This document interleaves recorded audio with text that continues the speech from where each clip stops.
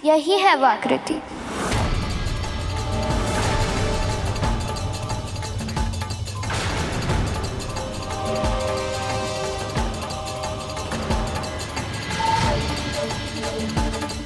ऐसा नहीं हो सकता, असंभव।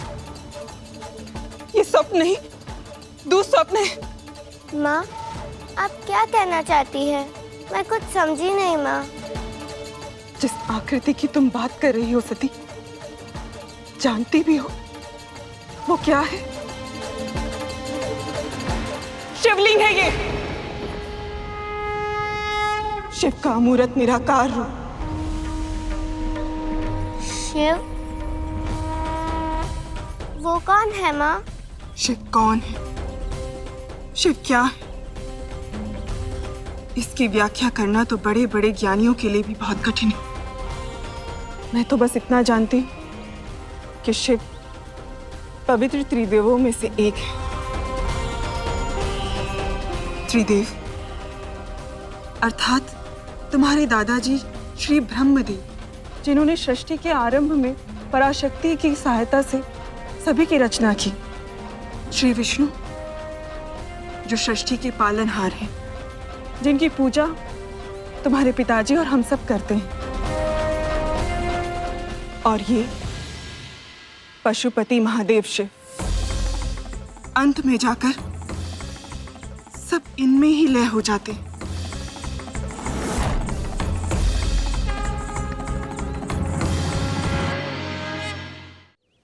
यदि ये इनका निराकार अमृत रूप है, तो ये अपने साकार रूप में कैसे दिखते हैं माँ? मैंने कभी शिव के साक्षात दर्शन तो नहीं किए, किंतु जो ज्ञान मुझे तुम्हारे पिताजी और दादाजी से मिला है, उसके अनुसार अन्य सभी देवी देवताओं से एकदम भिन्न है। यायावर का जीवन जीते, कभी रेशमी वस्त्र या अन्य आभूषण धारण नहीं करते। इनके एक हाथ में डमरू और दूसरे हाथ में त्रिशूल वास करता है। बैल इनका वाहन है। अधिकतर अपनी समाधि में ही मग्न रहते हैं और इस स्थिति में इन्हें कुछ भी पता नहीं चलता। यहाँ तक कि क्या हुआ माँ? आप रुक क्यों गई? सती, यहाँ जो कुछ भी हुआ, मैंने तुम्हें शिव के बारे में जो कुछ भी बताया, तुम इसे फिर कभी नहीं दोहराओगी। और अपने पिताजी के सामने तो बिल्कुल भी नहीं, समझी? अर्थात मैं पिताजी को शिव के बारे में कुछ भी ना बताऊं? ऐसा क्यों माँ? बहुत छोटी हो सती, इन सब बातों को जानने की कोई आवश्यकता नहीं है अभी। तुम बस इतना जान लो कि तुम्हारे पिताजी को इस घटना के बारे में बिल्कुल भी पता नहीं चलना चाहिए, अन्यथा उन्हें बहुत दुख पहुंचेगा। पर माँ, सती, तुम्हें मेरी सौगंध, तुम अपने पिताजी के सामने शिव की चर्चा तक नहीं करोगी, कभी भी नहीं।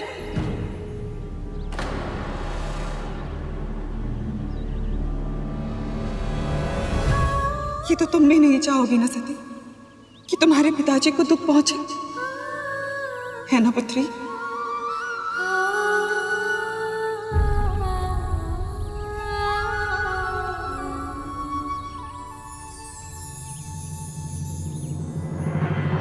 तो क्या देवी सती ने प्रभु महादेव की भक्ति त्याग दी? प्रभु, हम चाहे कितना भी प्रयास कर लें, परंतु नियति ने जो हमारे लिए निर्धारित किया है वो होकर ही रहता है। और माता सती के साथ भी वही हुआ मूषक जी, जो उनके लिए नियति ने निर्धारित किया था।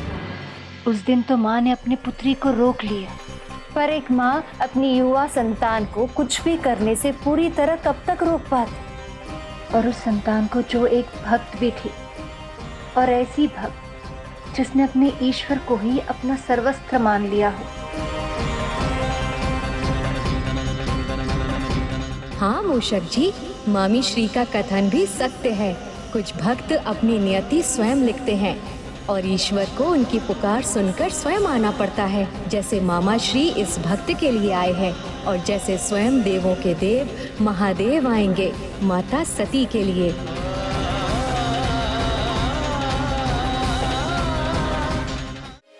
रानी प्रसूति ने शिव के बारे में विचार करने से, बात करने से जितना मना किया था, उतना ही देवी सती शिव की ओर आकर्षित हो रही थी। वो शिवलिंग के दर्शन के लिए नित्य रूप से जाने लगी। ओम नमः शिवाय, ओम नमः शिवाय, ओम नमः शिवाय, ओम नमः शिवाय। सती, ये फिर से चली आई है। सती, पता नहीं क्यों आपको जाने बिना ही मुझे आपके साथ बहुत ही गहरे संबंध का अनुभव होता है। जब मैं आपके सामने नहीं होती, मैं ही नहीं होती। विचित्र से अधूरेपन का आभास होता है मुझे। पर जैसे ही मैं आपके दर्शन करती हूँ, मुझे अभूतपूर्व प्रसन्नता मिलती है महादेव। ये कैसा संबंध है इसका शिव के साथ? जितना हम इसे शिव से दूर रखने का प्रयास करते हैं, शिव के प्रति इसकी भक्ति उतनी ही बढ़ती चली जाती है। एक अलौकिक शक्ति आ जाती है मुझ में। ऐसा लगता है जब तक मैं आपके साथ हूँ, मैं कुछ भी कर सकती हूँ।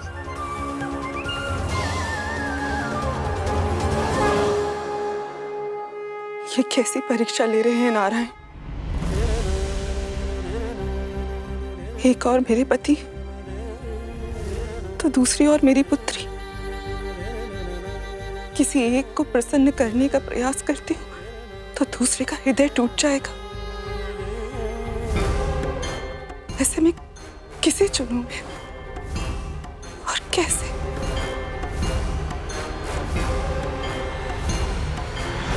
प्रजापति दक्ष की पत्नी रानी प्रसूति की दुविधा दिन ब दिन बढ़ने लगी, क्योंकि एक बार जब देवी सती को शिव की धुन लगी तो फिर उनका ध्यान सांसारिक बातों से हटता चला गया और वो स्वयं शिव में रमती चली गई। अपने पिता के साथ भ्रमण करने के स्थान पर वो अनेक पहर तक शिवलिंग के सामने ध्यान में बैठी रहती। समय के साथ शिव में उनकी आस्था, भक्ति, प्रेम और भी प्रगाढ़ होता गया।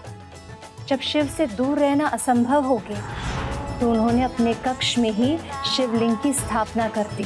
ओम नमः शिवाय।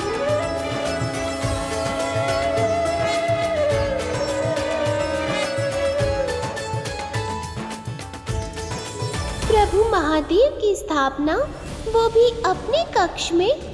जब ये बात प्रजापति दक्ष को ज्ञात हुई होगी तो उन्हें तो अपार क्रोध आया होगा माता सती पर।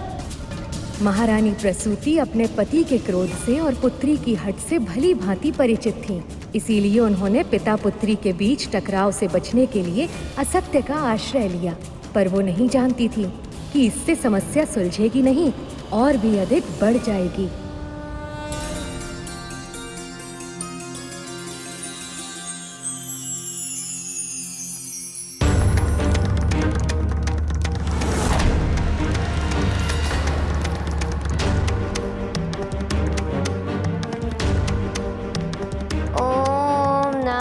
शिवाय,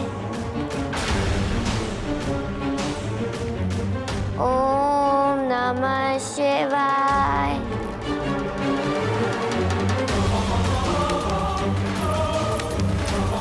रुकिए महाराज, पुत्री से भेंट करने जा रहे हैं। वो सो चुकी है, आप जाएंगे तो उसकी नींद टूट जाएगी। मेरी कुछ समझ में नहीं आ रहा महारानी, मैं क्या करूं? कुछ समय से मैं अपनी पुत्री के साथ कुछ क्षण बिताना चाह रहा हूं, मगर जब भी उसे भेंट करने का प्रयास करता हूं वो कुछ न कुछ कार्य में व्यस्त होती है। आप भी ना महाराज, अति करते हैं।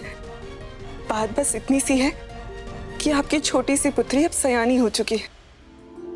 आप ठीक कह रही महारानी, पुत्रियां कितनी जल्दी सयानी हो जाती हैं। अभी कल ही की तो बात है जब मैंने उसे गोद में उठाया था, अपने हृदय से लगाया था, और अब इतनी शीघ्र वो इतनी बड़ी हो गई कि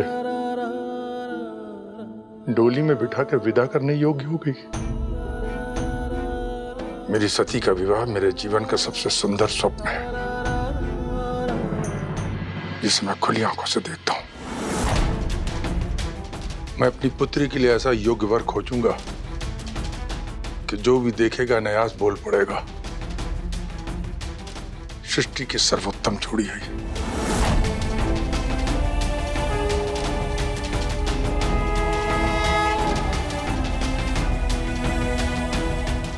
आप देखिएगा महारानी, मैं अपनी सती के विवाह इतने धूम से करूंगा कि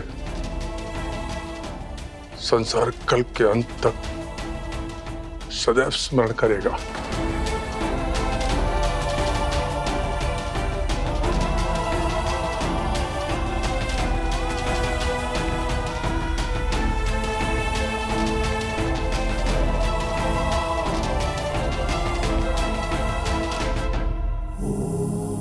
सुना आपने? पिताजी अब मैं विवाह के बारे में सोचने लगे हैं। पर मेरे मंदिर के देवता तो सिर्फ आप ही हो। पति रूप में आपकी जो छवि मेरे कल्पना में है, उसे मैं सत्य बना दीजिए महादेव।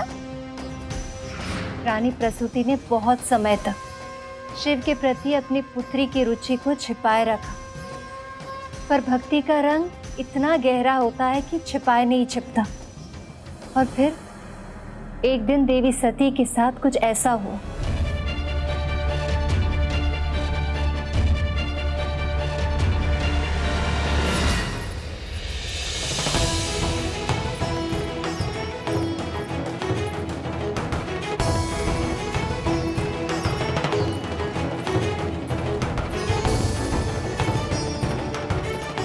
पुत्री सती, पुत्री सती, ये किन विचारों में खोई है? जैसे मेरी पुकार सुनाई नहीं दे रही।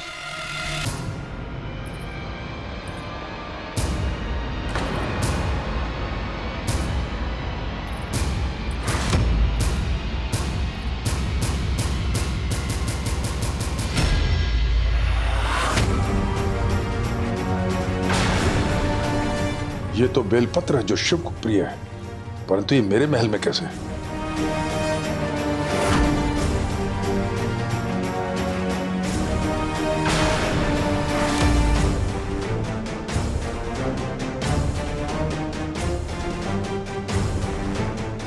सती!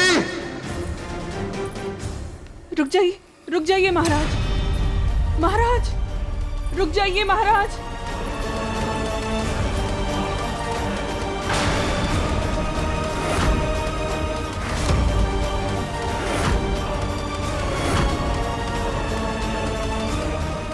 सती!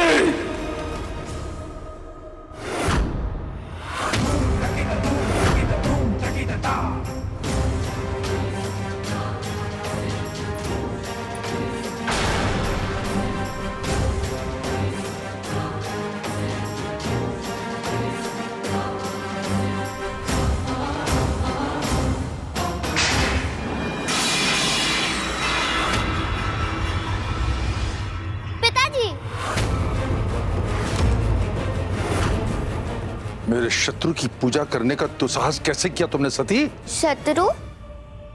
अवश्य आपको कोई भ्रम हुआ है पिताजी। मेरे शिव तो भोले हैं, बिना किसी भेदभाव के सबको अपना लेते हैं वो। तो फिर उनके साथ आपकी या किसी की भी शत्रुता कैसे हो सकती है पिताजी? क्या जानती हो तुम शिव के बारे में पुत्री? अवश्य किसी ने उल्टी सीधी कथाएं सुना के बहकाया है तुम्हें।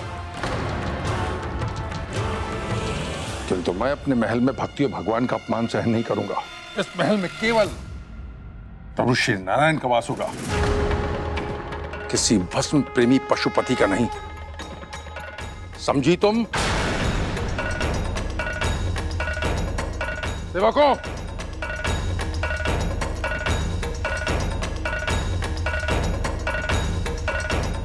शिवलिंग को उठाकर बाहर फेंक दो।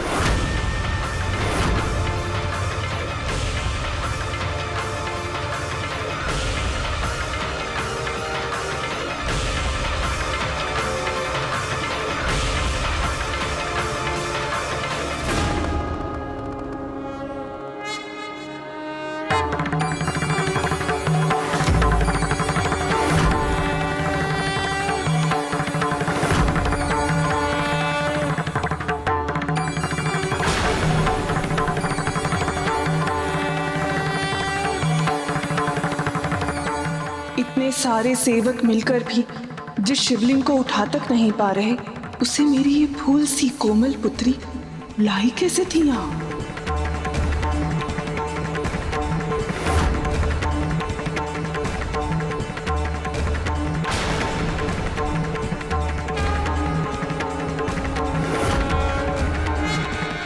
सेवकों,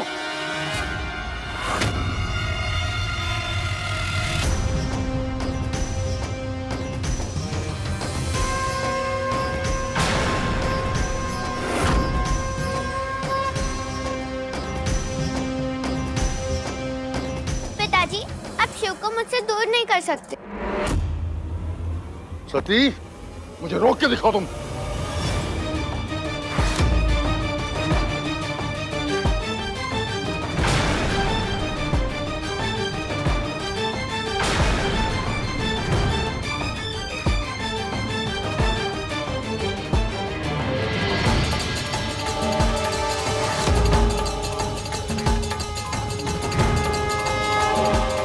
मुझे पूर्ण विश्वास है कि मेरे महादेव को मुझसे कोई अलग नहीं कर सकता। आपका प्रयास व्यर्थ है पिताजी। शिव स्थिरता का प्रतीक है। इनकी इच्छा के विरुद्ध ना तो कोई इन्हें कहीं ले जा सकता है और ना ही कहीं से हटा सकता है।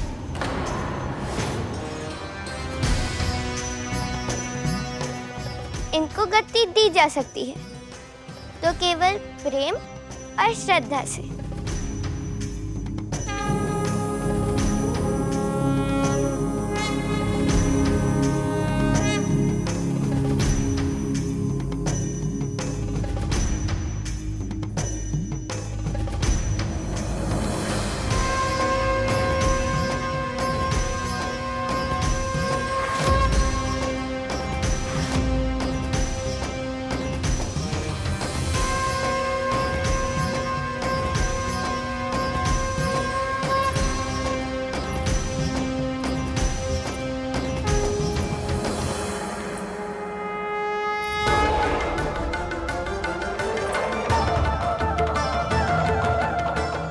दुखी नहीं करना चाहती, इसलिए मैं इनको यहाँ से ले जा रही हूँ, पर मैं इनकी आराधना बंद नहीं करूँगी।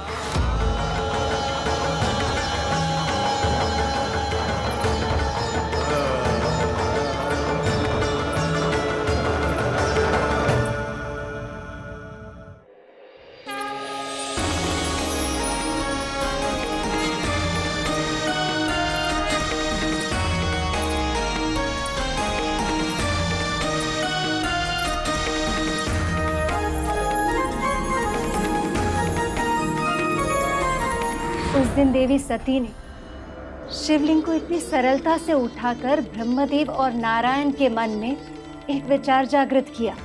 केवल देवी सती ही वो शक्ति है जो अपने भक्ति और प्रेम से महादेव के मन को झकझोर पाएगी। उन्हें साधना से बाहर लाकर सक्रिय कर पाएंगी और इसीलिए उन्होंने सती के मन में शिव को पति रूप में पाने के संकल्प को और भी अधिक दृढ़ कर दिया।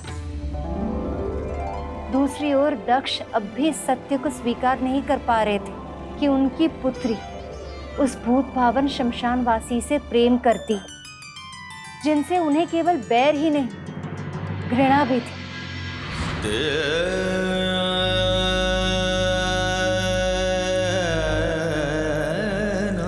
महाराज, कैसे महारानी? जिस पुत्री को मैंने अपने प्राणों से अधिक प्रेम किया, उसने मेरे साथ ही ऐसा कैसे कर सकती सती? महाराज, मैं जानती हूँ शिव आपको तनिक भी नहीं सुहाते, किंतु एक बार सती की दृष्टि से शिव को देखने का प्रयास। असंभव!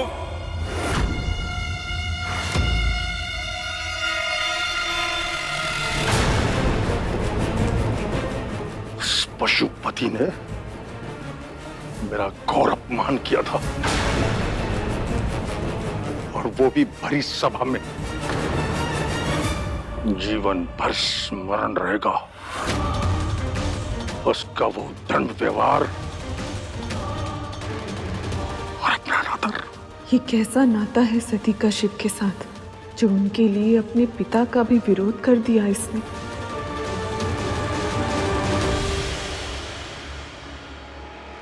महादेव और अपमान, किंतु प्रभु महादेव तो किसी का भी अपमान कर ही नहीं सकते हैं। वो तो कितने स्वच्छ स्वभाव के हैं। सही कहा आपने मूषक जी, किंतु जब व्यक्ति स्वयं का मान आवश्यकता से अधिक करने लगता है तो उसके अंदर अहंकार जन्म ले लेता है, और अहंकार के समक्ष जो नहीं झुकता उसे वो अपना शत्रु मानने लगता है। ऐसा ही हुआ था प्रजापति दक्ष के साथ। ये कथा तो हम भी नहीं जानते, तनिक विस्तार से बताइए ना, भगवती की कृपा से। ये देवी सती के जन्म से पहले की बात है। एक दिन प्रयाग में अनेक ऋषि, महर्षि, महात्मा, मुनि आदि ज्ञानी एकत्रित हुए।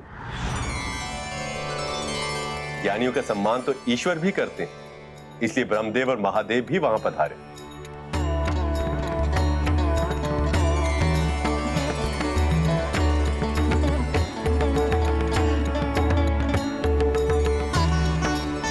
प्रणाम ब्रह्मदेव। प्रणाम ब्रह्मदेव। नारायण नारायण। संसार में सभी ऋषि महर्षियों के लिए पूज्य सृष्टि के सर्जक जगत पिता ब्रह्मा को हमारा प्रणाम। आप सभी का कल्याण हो।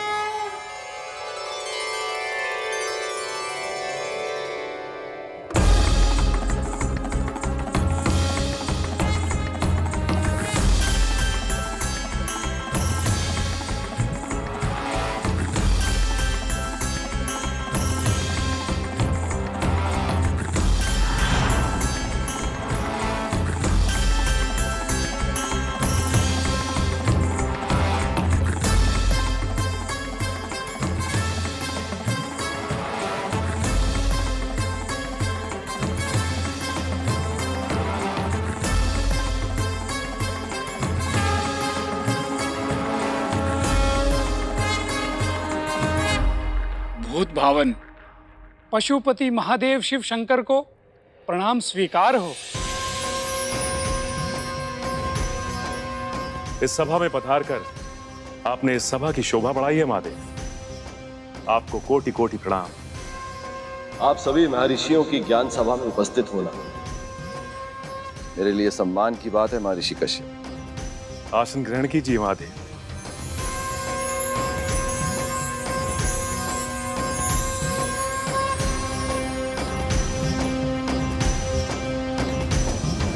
इस सभा को सबसे पहले संबोधित करने के लिए आपसे अधिक उपयुक्त कोई नहीं है महादेव। कृपया हमारा निवेदन स्वीकार कीजिए। हम सभी आपके ज्ञान के अमृत का प्रसाद चखना चाहते हैं। ज्ञान से अधिक अनिवार्य इस संसार में कुछ भी नहीं है ऋषिगण। ज्ञान से ही उत्तम समाज का निर्माण होता है, पर इसे बाहर ढूंढने का प्रयास करना व्यर्थ है। सच्चा ज्ञान स्वयं के भीतर छुपा होता। अपना ध्यान साधना में लगाइए, ज्ञान की प्राप्ति अवश्य हो।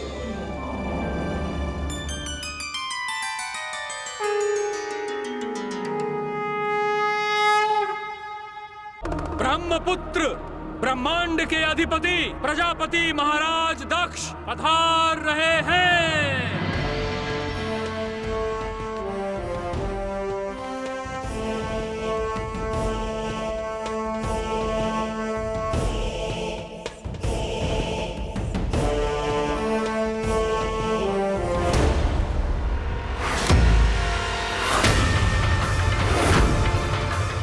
मेरे सम्मान में सब खड़े हो गए, किंतु ये उद्दंडी अघोरी बैठकर मेरा अपमान कर रहा है।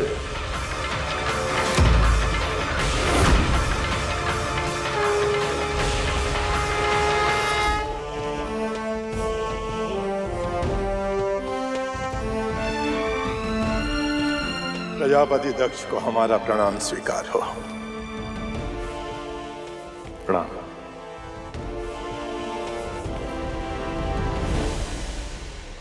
प्रणाम पिताजी। आयुष्मान भव, कीर्तिमान भव।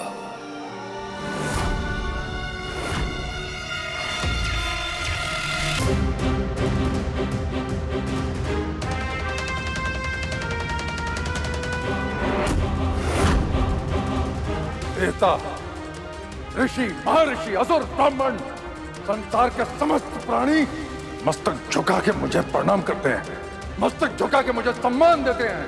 और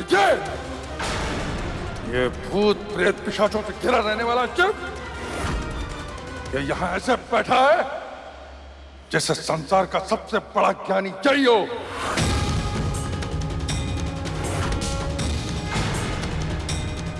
ये मुझे प्रणाम क्यों नहीं कर रहा है?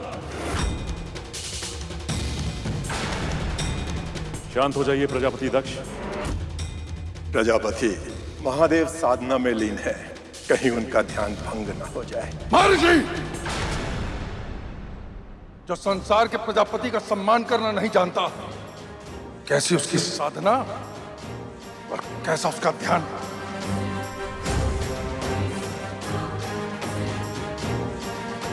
शमशान में निवास करने वाला कैसी निर्लज्जता से मेरे सामने बैठा है, इसका केवल एक ही कारण है कि वेदों के कर्म से हीन है ये, जो स्वयं ही सारे वेदों के ज्ञान के सार हैं, उन पर इतने अपमान पूर्वक कटाक्ष। जिसने पूरे संसार को बनाया है, उस महादेव के बारे में प्रजापति दक्ष ऐसे कटु वचनों का प्रयोग कर रहे हैं। अगर महादेव अपनी ध्यान मुद्रा से उठ गए तो इसका परिणाम बहुत ही भयानक होगा। ये मूर्ख प्रजापति मेरे स्वामी महादेव का इतना अपमान कर रहा है। मेरा मन तो कर रहा है कि इसी क्षण इस अहंकारी को इसके अपराध का दंड अपने हाथों से दूं। अभिमान और दुर्बुद्धि का वास है इसमें।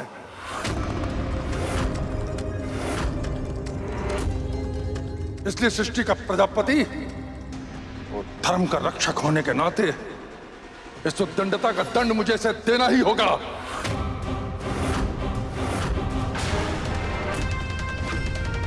ये क्या कह रहे हो पुत्र?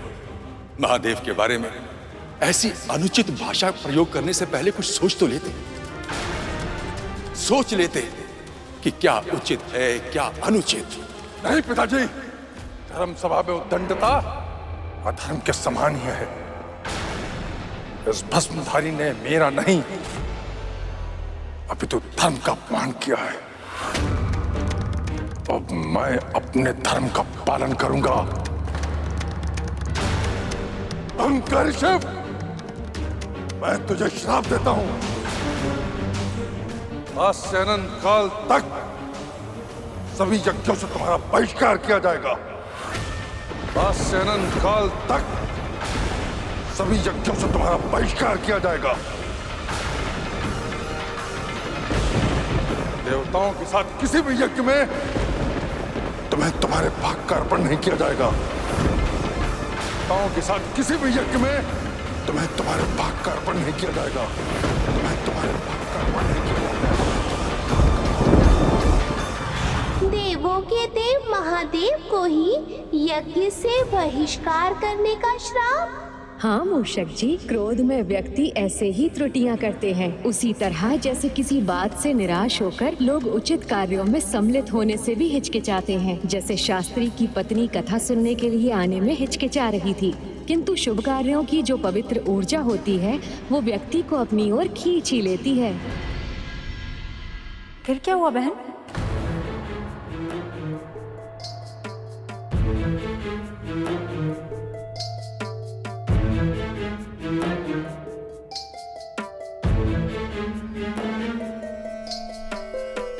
बहन,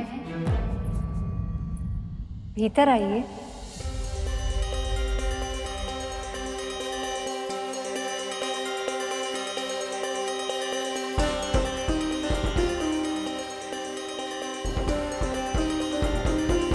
भाग्यवान कथा सुनने आ गई।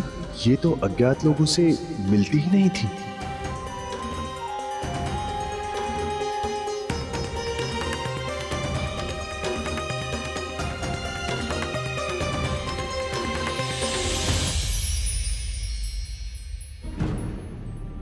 कहीं शिव ने उस श्राप के कारण ही दक्ष का शीश तो नहीं ना काट दिया?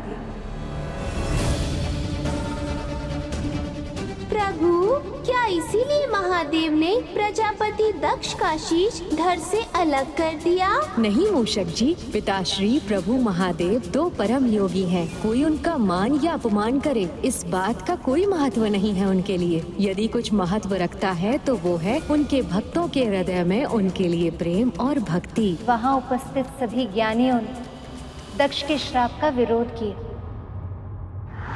प्रजापति दक्ष, आप जानते हैं आप किसे श्राप दे रहे हैं? वो महादेव हैं, शिव, शक्ति के सहचर। और ये जो श्राप आपने दिया है उसकी भी शक्ति उन्हीं से आई है।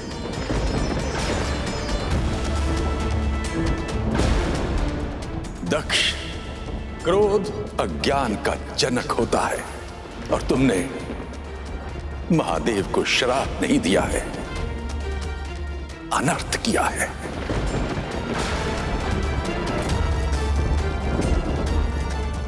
महामूढ़ दुष्बुद्धि दक्ष,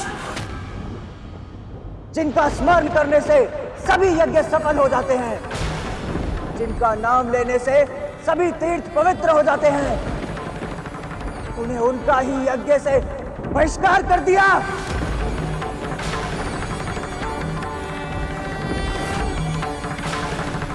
जो संसार का सृजन और पालन करते हैं, जिनमें सब कुछ लय हो जाता है, उन्हें यज्ञ के भाग से वंचित करने का दुस्साहस किया है तूने। कैसे प्रजापति हो तुम कि शिव की महिमा को भी नहीं जानते? वाचल, दुर्बुद्धि पशु, जैसे तेरा स्वामी वैसे ही तुम सब असभ्य हो। आज मैं तुझे भी तेरी उद्दंडता का दंड अवश्य दूंगा। आज से तुम सब वेदों से बहिष्कृत हो जाओगे।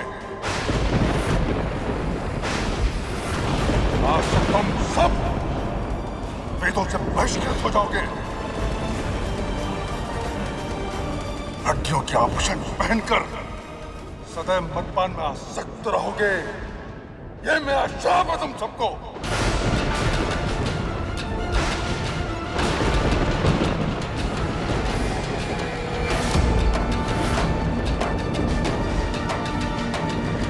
प्रतिशोध तो शिव के स्वभाव में ही नहीं, मान अपमान से परे है। पर जो शिव से अतः भक्ति और प्रेम करते हैं, वो उनका अपमान नहीं सह सकते। और क्रोधवश प्रजापति दक्ष ने महादेव के सबसे प्रिय भक्त उनके वाहन नंदी का अपमान किया। ब्रह्मदेव का पुत्र होके भी इतना दम, इतनी दुष्टता! तुमने ये सिद्ध कर दिया दक्ष कि शिव के तत्व का तनिक भी ज्ञान नहीं है तुम्हें।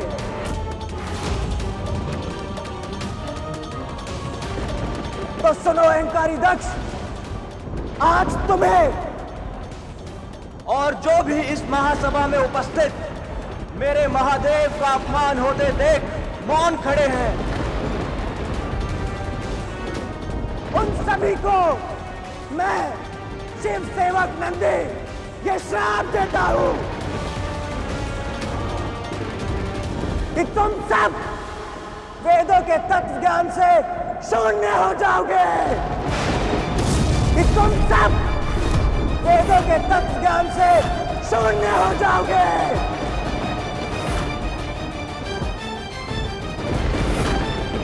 सदैव भोग में लिप्त रहोगे, स्वर्ग को सबसे बड़ा पुरुषार्थ मानोगे और क्रोध, मोह और मद के वशीभूत होके सदैव भिक्षुक बने रहोगे।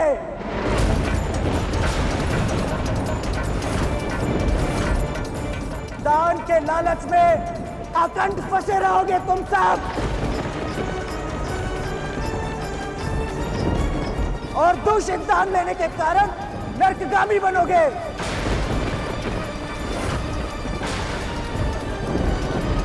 और अहंकारी दक्ष, जिस मुख से तुमने मेरे महादेव का अपमान किया है, एक दिन वो मुख नहीं रहेगा।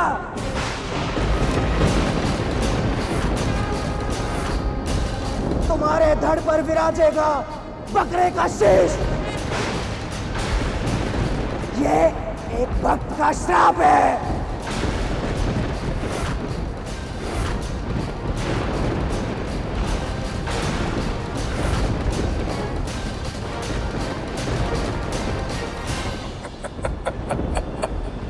कुकुट के बांग देने से सूर्योदय नहीं होता है।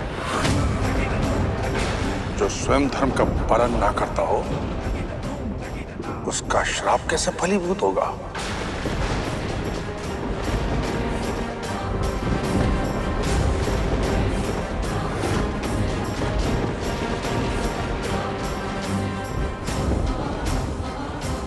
नंदी जी का पुनः अपमान? फिर तो प्रभु महादेव ने अवश्य ही प्रजापति दक्ष को दंड दिया होगा। और स्वामी भक्ति ना तो कभी देखी और ना कभी सुनी। धन्य है नंदी मां भगवती की कृपा से।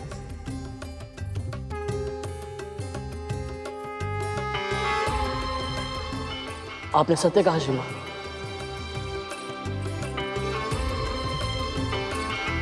मैं भी यही चाहता हूं कि मैं अपने स्वामी का ऐसा ही सेवक बन पाऊं।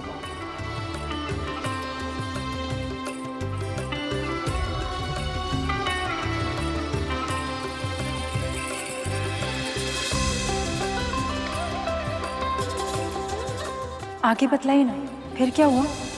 नंदी के बढ़ते क्रोध से शिव के नेत्र खुल गए। अपने परम भक्त का इस तरह अपमान होना महादेव से सहा नहीं गया और वह अपने ध्यान से बाहर आ। इस उदंडता का परिणाम प्रजापति दक्ष के लिए कितना भयंकर होगा, ये सोचकर वहां प्रस्तुत सभी ज्ञानी भयभीत थे। श्राप पाने के बाद अब क्या करेंगे महादेव? दक्ष को महादेव का ध्यान भंग नहीं करना चाहिए था।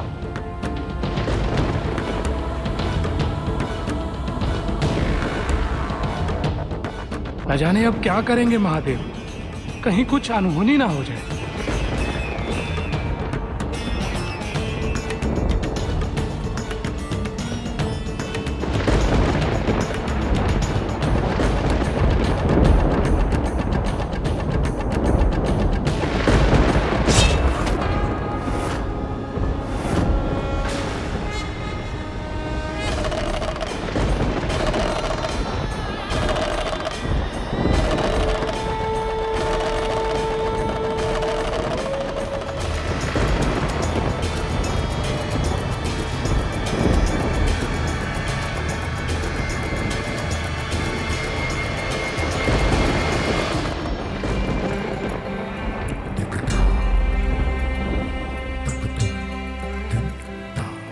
आप मुझसे क्रोधित हैं क्योंकि मैंने आपको प्रणाम नहीं किया,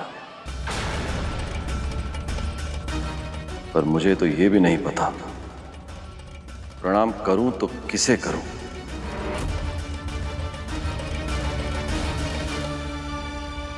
आपके इस स्वर्ण मुकुट को या इन रेशमी वस्त्रों को या आभूषण से सजी इस देह को प्रणाम करूं, या आपकी देह के भीतर बसी आत्मा को?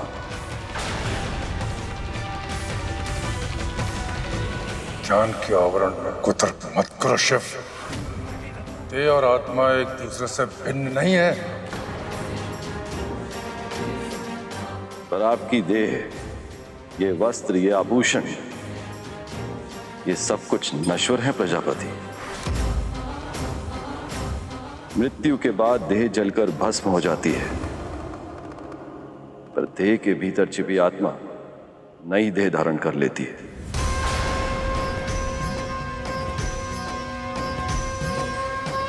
तो बताइए, किसे प्रणाम करूं मैं? ओह, देह और आत्मा के चक्रव्यूह में उलझाना चाहते हो मुझे? वो तर्क कर रहे हो मेरे साथ, किंतु मैं इसका उत्तर तर्क से दूंगा।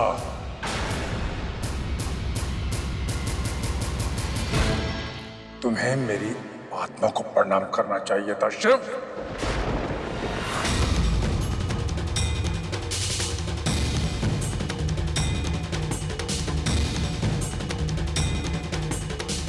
पर आत्मा तो उसी परमात्मा का अंश होती है प्रजापति, जो कण कण में व्याप्त है।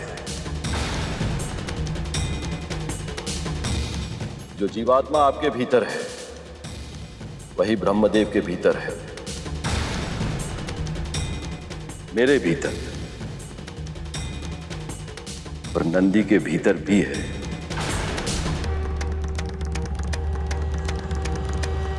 तो इसका क्या अर्थ हुआ? आप और मैं भिन्न नहीं हैं।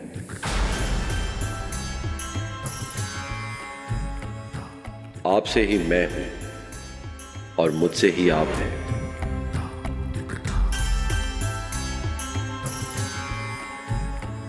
सब कुछ अद्वैत है, सब कुछ एक है, दूसरा कुछ है ही नहीं। तो कहिए प्रजापति, मैं आपको नमस्कार करूं या स्वयं को?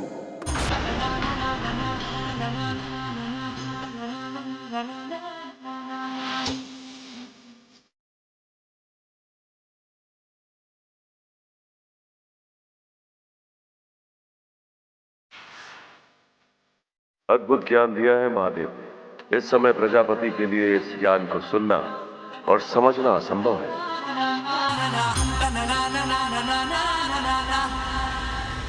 अब समझे अज्ञानी, किसे श्राप देने की मूर्खता की है तुमने? नंदी,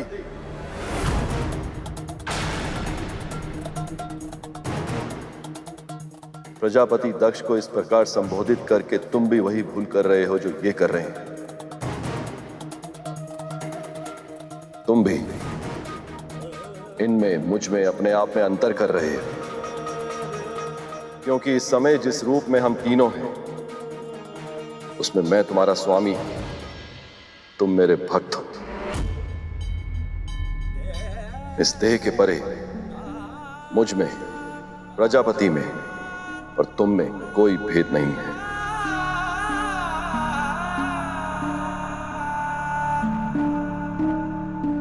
तुम कैसे भूल गए नंदी? मैं ही यज्ञ हूं, मैं ही यज्ञ का कर्म हूं। यज्ञ के सभी उपकरण मैं ही हूं। यज्ञ की आत्मा में भी मैं हूं। यज्ञ परायण यजमान भी मैं ही हूं। यज्ञ से बहिष्कृत भी मैं ही हूं। तो फिर ये कौन, वो कौन, ये सब कौन? सत्य तो ये है,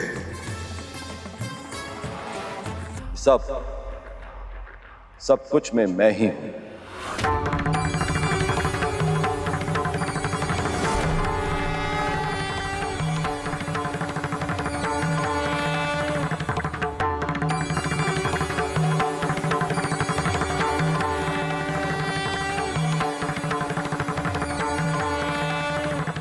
मुझे क्षमा कर दीजिए प्रभु, मुझे क्षमा कर दीजिए, मुझसे भूल हो गई।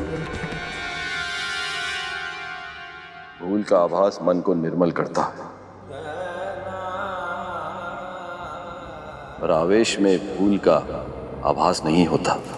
आवेश में आकर महादेव की ज्ञान पूर्वक बात प्रजापति दक्ष को कटाक्ष प्रतीत हुई और उनके मन में महादेव के प्रति अपार द्वेष वास करने लगा। इस अपमान का प्रतिशोध मैं अवश्य लूंगा तुझसे, ढोंगी अघोरी। कैसे महारानी, कैसे पूजा करने दूं अपनी पुत्री को स्वाभिमानी की? महाराज, आप तो सती को जानते हैं। आपकी तरह ही हठी है वो। यदि बल से आप उससे अपनी बात मनवाने का प्रयास करेंगे तो वो विरोध करेगी, और उसका विरोध करना आपको उससे और भी अधिक दूर ले जाएगा महाराज। पिता और पुत्री के संबंध और बिगड़ जाएंगे। तो फिर आप ही बताइए महारानी, मैं क्या करूं? कैसे रोकूं मैं अपनी पुत्री सती को शिव की तपस्या करने से? महाराज, आपको अच्छा तो नहीं लगेगा, किंतु ये मेरा सुझाव है, आप कुछ मत कीजिए।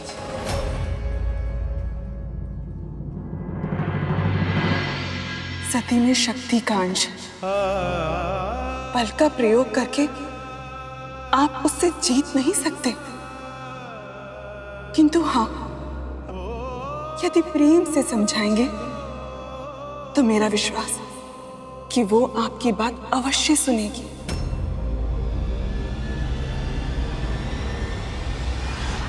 पिता की आज्ञा मानकर देवी सती ने महल में फिर से शिवलिंग स्थापित करने का हठ नहीं किया, पर वो स्वयं गुफा में चली गई और वहां तपस्या करने लगी, और धीरे धीरे अपना ध्यान अपने प्रिय पर केंद्रित करने लगी और उनकी भक्ति में रमने लगी। ओम नमः शिवाय, ओम नमः शिवाय, ओम नमः शिवाय, ओम नमः शिवाय। वर्षों बीत गए। बढ़ती उम्र के साथ साथ सती के शिव के प्रति भक्ति भी बढ़ती चली गई।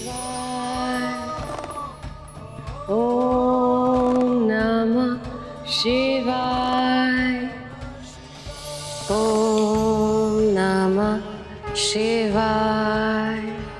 और फिर उनकी तपस्या का तेज बढ़ता चला गया। अंत में शिव को समाधि की अवस्था में अपनी शक्ति का आभास हुआ। ओम नमः शिवाय, ओम नमः शिवाय, ओम नमः शिवाय, ओम नमः शिवाय, ओम नमः शिवाय। अंततः शिव देवी सती के तप से प्रसन्न हो ही गए और उनकी मन की इच्छा पूर्ण करने वो उनके समक्ष प्रकट हुए। ओम नमः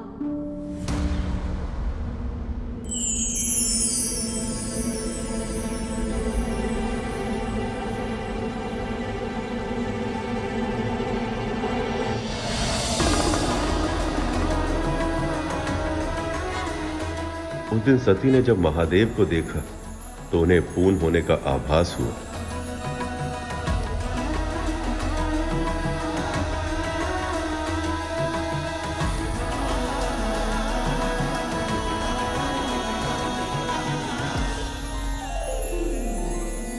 शिव महादेव साकार रूप में।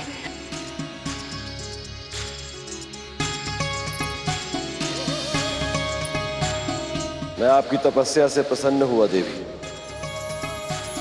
कहिए, क्या वरदान चाहिए आपको? जिस क्षण से मैंने जन्म लिया है, एक अलौकिक जुड़ाव सा अनुभव किया है आपके साथ। जब मैं आपके बारे में कुछ भी नहीं जानती थी, तब भी मेरे मन में आप ही की छवि थी।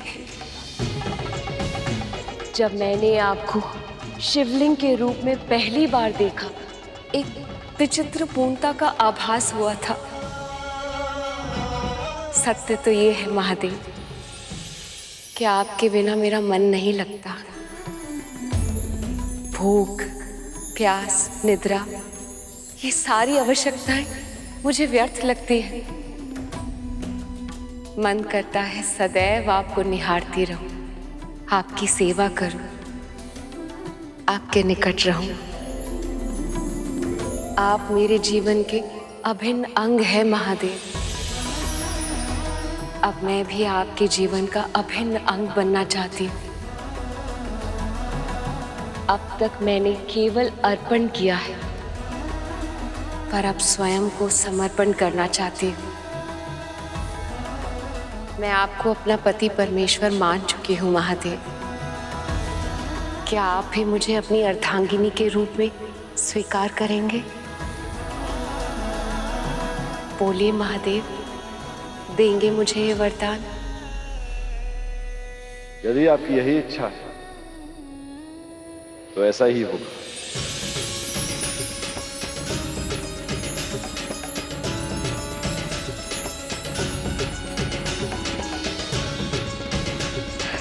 पर प्रभु, हमारे विवाह से पहले आपको मेरे पिता से अनुमति लेनी होगी। ये कार्य कठिन है, पर आप... आपकी हर इच्छा पूर्ण करूंगा मैं।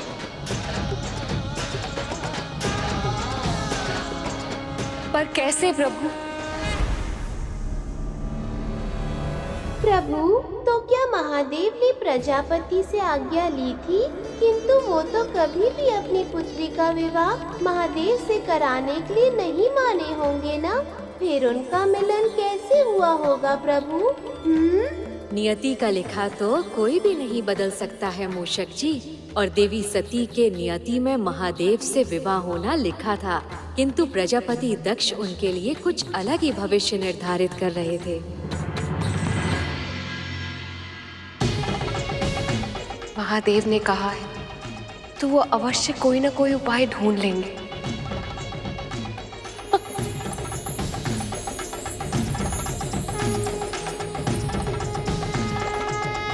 मेरा विवाह महादेव शिव के साथ होगा।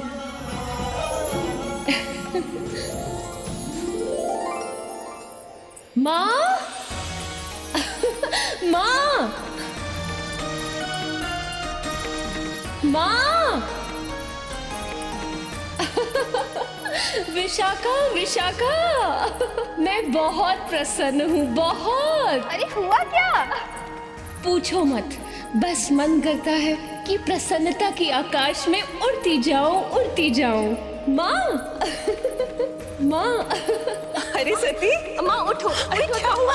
अरे क्या कर रही हो ये? बहुत प्रसन्न हूँ माँ, बहुत।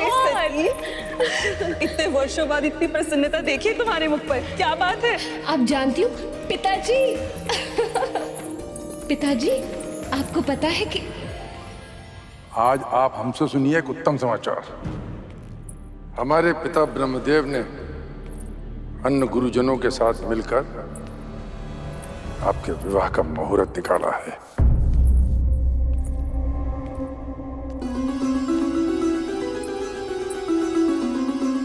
आपका स्वयंवर होगा पुत्री।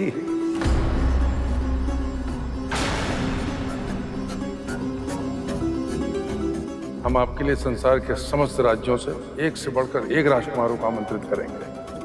आपके लिए सृष्टि का सर्वश्रेष्ठ ढूंढेंगे हम।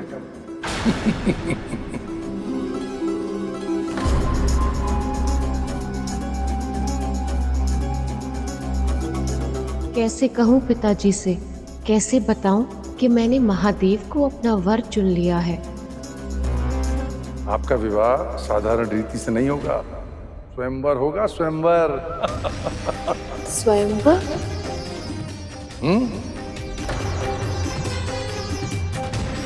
आपके विवाह का आयोजन ऐसा भव्य होगा जो संसार ने न कभी देखा होगा और न भविष्य में देख पाएगा।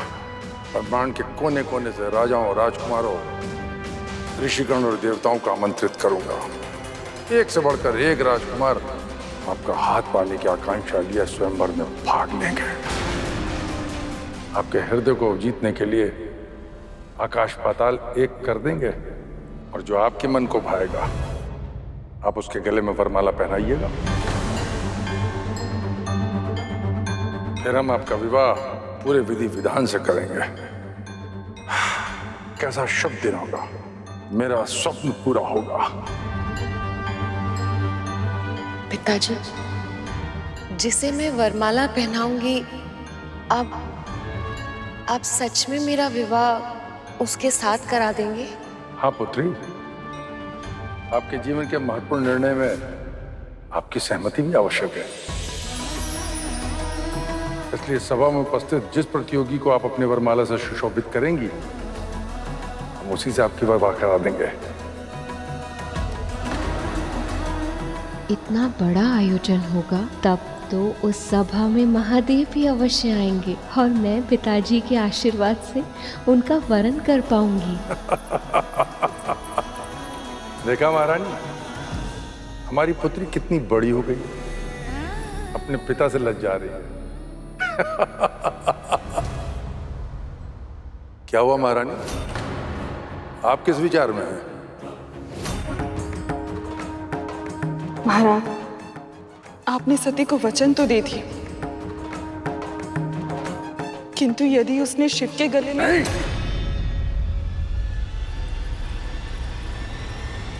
ऐसा कदापि नहीं होगा महारानी।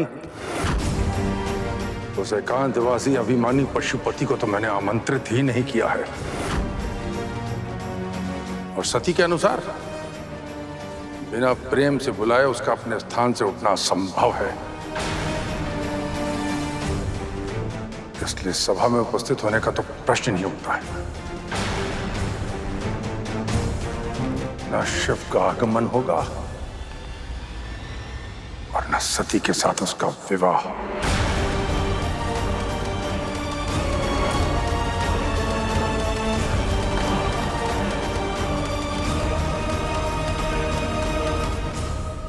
पिता और पुत्री दोनों मन ही मन प्रसन्न थे, ये सोचकर कि सब कुछ उनकी इच्छा अनुसार हो रहा है। और इसी के कारण लंबे समय तक उनके बीच जो तनाव था वो भी समाप्त हो गया।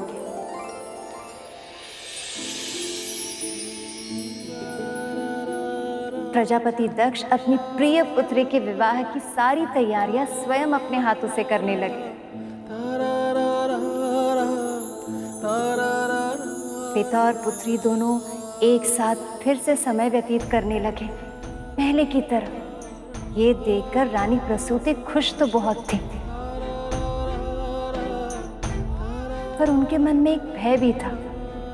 दिन रात वो यही चिंता में रहती कि जब स्वयंवर के दिन देवी सती को पता चलेगा कि उनके पिता ने शिव को आमंत्रित ही नहीं किया है, तो क्या होगा।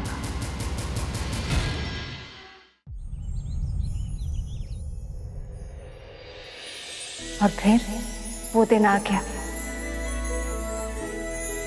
अब हो गई तुम तैयार। आओ सती।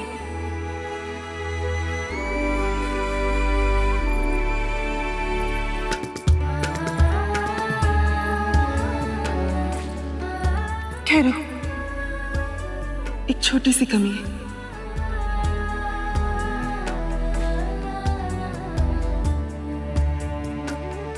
अब ठीक है। सती, पिताजी, सब कुछ कितना विचित्र सा लग रहा है। एक नया साथी, नया जीवन मिलने की प्रसन्नता, और दूसरी ओर ऐसा लग रहा है कि सब कुछ छूट रहा है। कल ही तो तुम्हें गोद में उठाया था, पर समय न जाने कब भागता चला गया। देखते देखते तुम कितनी बड़ी हो गई। ये नया जीवन पुराने जीवन का अंत नहीं, विस्तार है।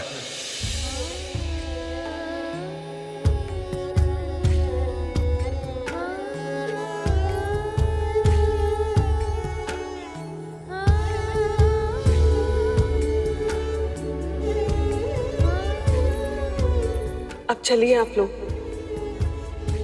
समय हो गया है।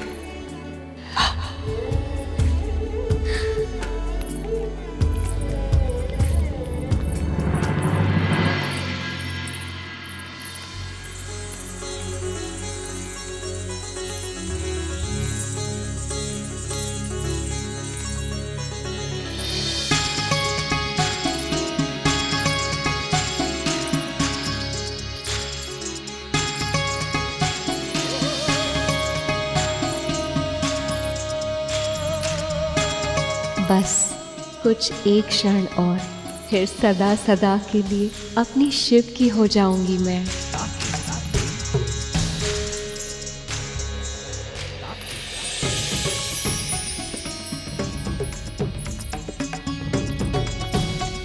एक पिता के लिए सबसे गर्व की बात है कि उसकी पुत्री का विवाह सही जगह हो जाए, फिर शिव का नाम सती के जीवन से हमेशा के लिए समाप्त हो जाएगा। हे प्रभु, मेरी यही कामना है कि मेरी पुत्री के विवाह में कोई विघ्न ना आए।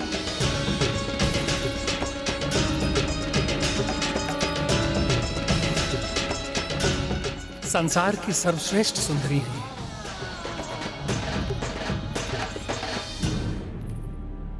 बहुत सौभाग्यशाली होंगे वो जिनके साथ इनका विवाह होगा।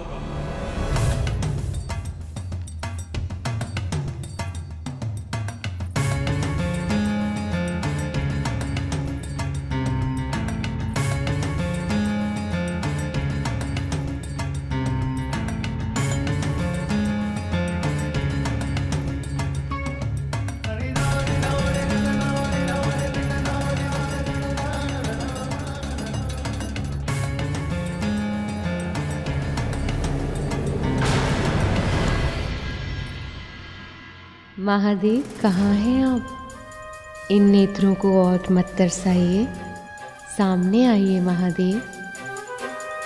देवी सती महादेव को ढूंढ रही है, किंतु इन्हें ये पता ही नहीं कि प्रजापति दक्ष ने महादेव को आने का निमंत्रण ही नहीं दिया है।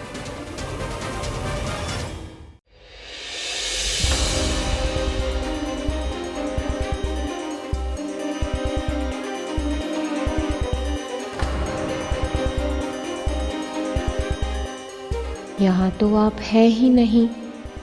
अवश्य ही आपको समाधि से उठने में विलंब हो गया होगा।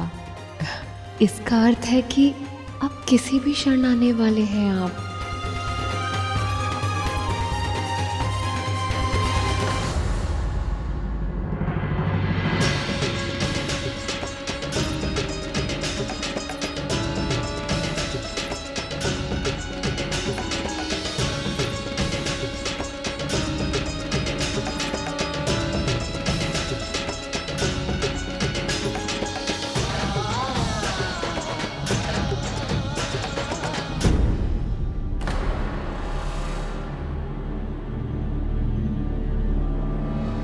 पुत्री, तुम द्वार की ओर क्या देख रही हो? मैंने जितने भी अतिथियों का आमंत्रण दिया था वे सब पधार चुके हैं। महादेव अब तक नहीं आए पिताजी।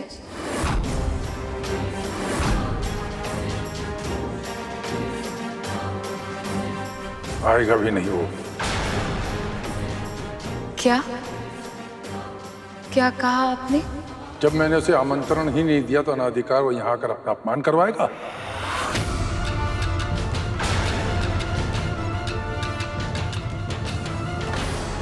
आपने महादेव को निमंत्रण ही नहीं दिया? ये कैसे कर सकते हैं आप पिताजी?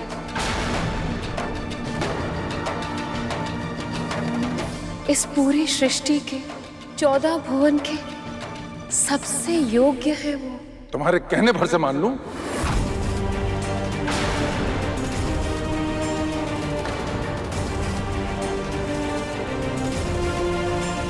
जिसे किसी के गुण धर्म से कोई लेना देना नहीं, जिसे सामाजिक शिष्टाचार निभाना नहीं आता, जो केवल स्वयं में रमता है, वो योग्य नहीं, असभ्य है।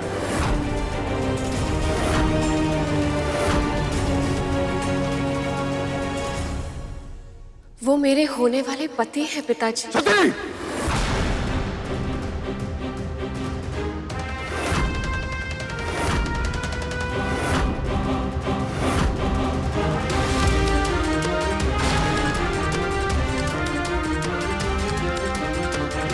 माँ सती के हृदय में महादेव विराजमान थे। उनके अलावा माता सती किसी और के बारे में सोच भी नहीं सकती थी। ये बात प्रजापति दक्ष को भी ज्ञात थी, इसलिए जानबूझकर उन्होंने महादेव को आमंत्रित नहीं किया। ये केवल एक स्वप्न है जो कभी वास्तविक नहीं बन सकता।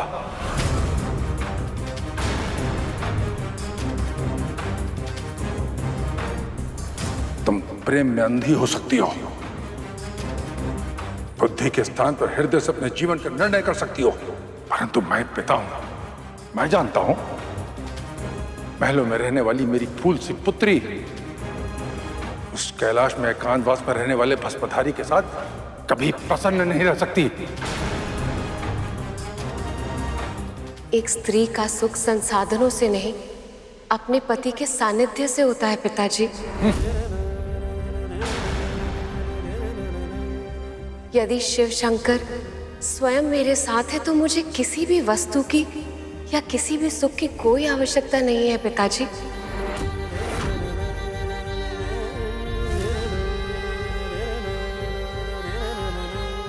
मैं अपने हृदय से उन्हें अपना पति मान चुकी हूँ और उन्होंने भी मुझे वरदान दिया है कि वो मुझसे विवाह अवश्य करेंगे।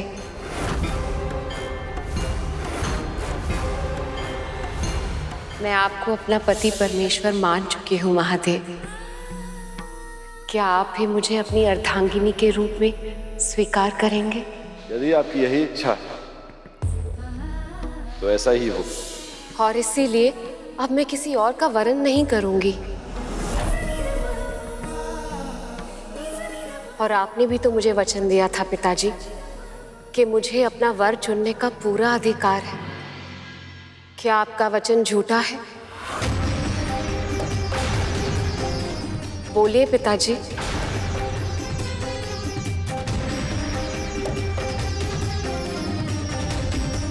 जिसे मैं वरमाला पहनाऊंगी, आप सच में मेरा विवाह उसके साथ करा देंगे? हाँ पुत्री, आपके जीवन के महत्वपूर्ण निर्णय में आपकी सहमति भी आवश्यक है। इसलिए सभा में उपस्थित जिस प्रतियोगी को आप अपने वरमाला से सुशोभित करेंगी, हम उसी से आपकी विवाह करा देंगे। तो आपने वो वचन मुझे भ्रमित करने के लिए किया था ताकि मैं स्वयंवर में आने के लिए तैयार हो जाऊं। माँ, आप अच्छे से जानती हैं कि महादेव के लिए मेरे मन में कैसे भाव है।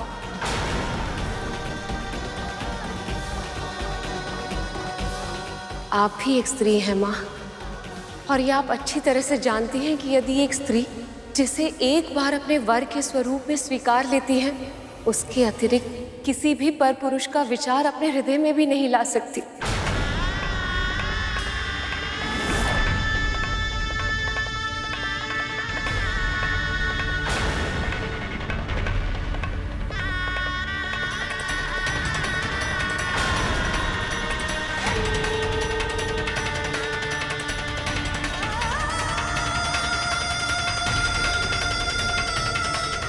इस वरमाला पर मात्र मेरे महादेव का अधिकार है। मैं उन्हें ही वरमाला पहनाऊंगी।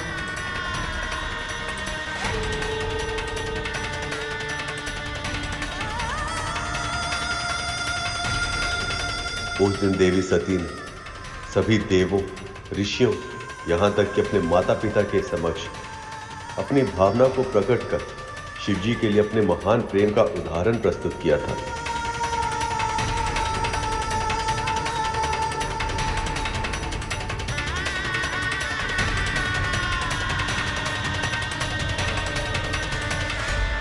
ये वरमाला केवल और केवल महादेव के गले में सुशोभित होगी।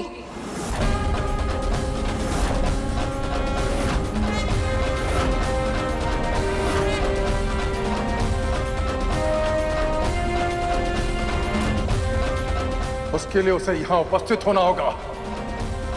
ध्यान से देखो, वो तो सभा में है ही नहीं। आप भ्रम में हैं पिताजी। महादेव यहीं है, मेरे साथ।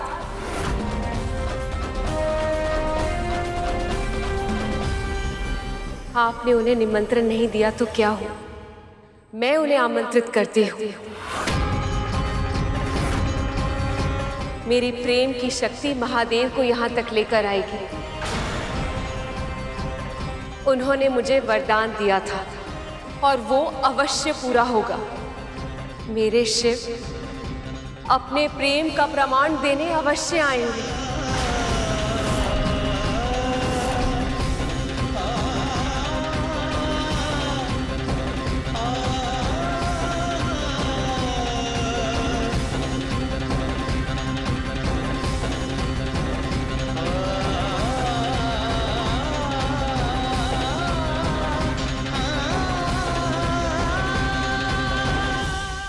सत्य कहा मामा श्री ने।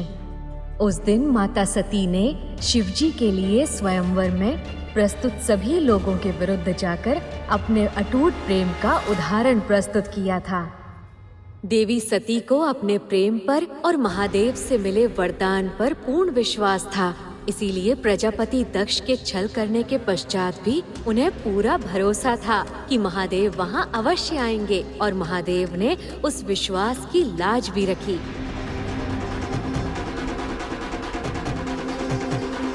सती!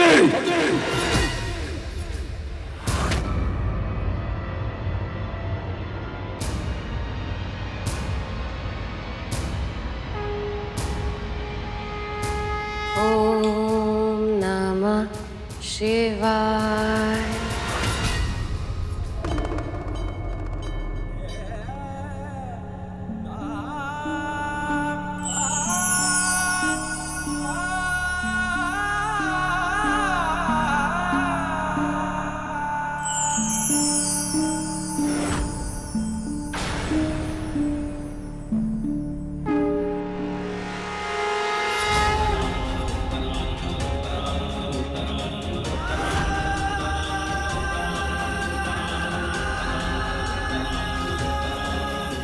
ओम नमः शिवाय।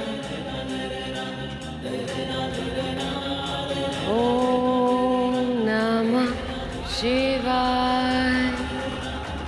ओम नमः शिवाय।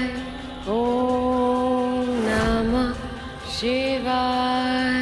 ओम नमः शिवाय। सती, प्रजापति दक्ष के आमंत्रण ना देने पर मैं स्वयंवर में ना आने के लिए विवश था, किंतु अब अपने आवाहन पर मैं अवश्य आऊंगा।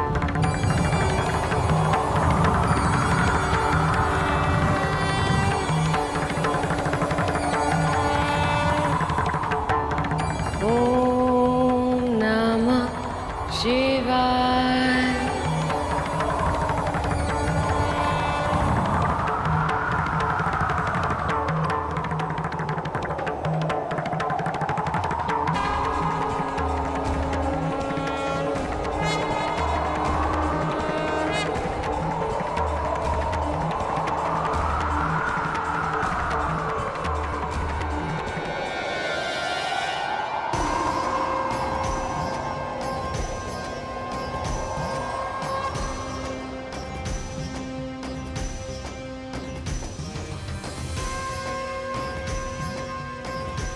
ओम नमः शिवाय।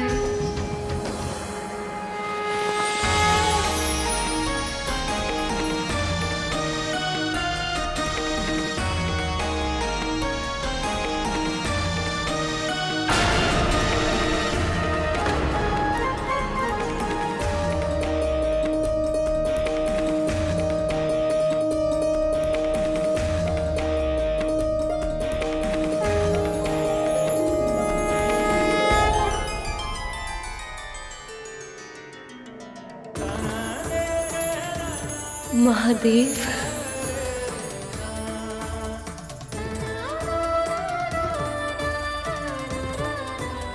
मेरे आराध्य शिव, आपने अपना वचन निभा के मेरा मान सम्मान रखा है। कोटि कोटि नमन प्रभु, कोटि कोटि नमन।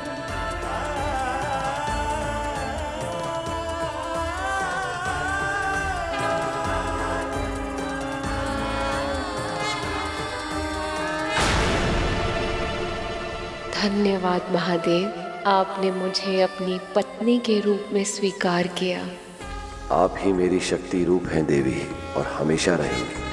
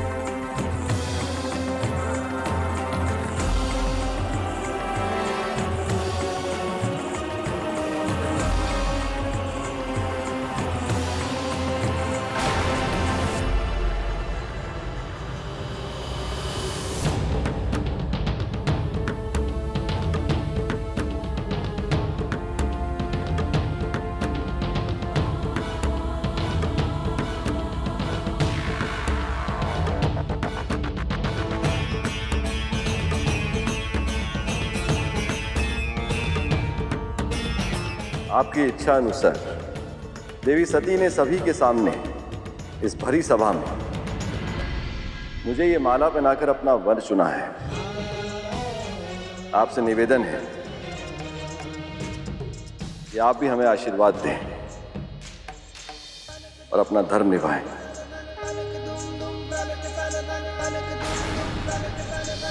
सतीपति महादेव शिवशंकर की जय। सतीपति महादेव शिवशंकर की। शिव के इस तरह अचानक प्रकट होने से प्रजापति दक्ष बिल्कुल भी प्रसन्न नहीं थे।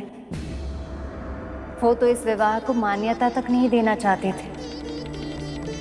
तब नारायण ने उन्हें बताया कि यदि तुमने अपने वचन का पालन नहीं किया तो पूरे कुल को दोष लगेगा। ब्रह्मदेव ने भी अपने पुत्र को समझाया, कहा कि सती का तो जन्म ही शिव को सक्रिय करने के लिए हुआ। यह प्रेम ही सती के जीवन का उद्देश्य है, विधि का विधान है। सती और शिव का यह विवाह, दक्ष ने सबके दबाव में आकर सती का विवाह तो संपन्न कर दिया, किंतु जब शिव के साथ उनकी विदाई का समय आया तब वो नहीं आए।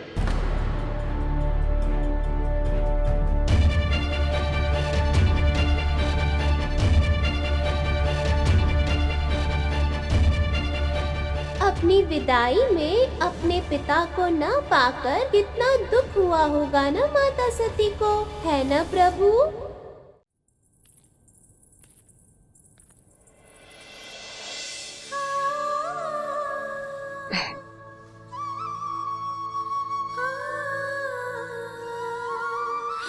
तुम सबकी स्मृति बहुत सताएगी। अपना ध्यान रखना और माता पिता का भी। माँ, मैं यहाँ से जा रही हूँ, इसका अर्थ ये नहीं कि अब नाता टूट गया।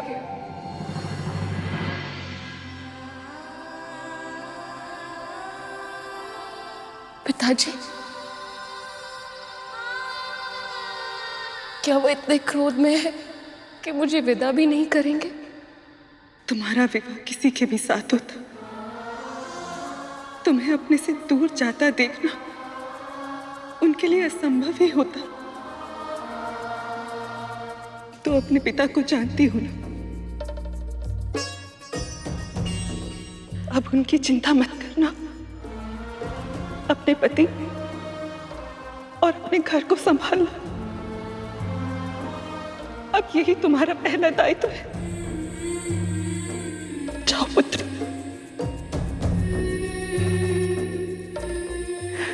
सदैव सुखी रहना। चलो।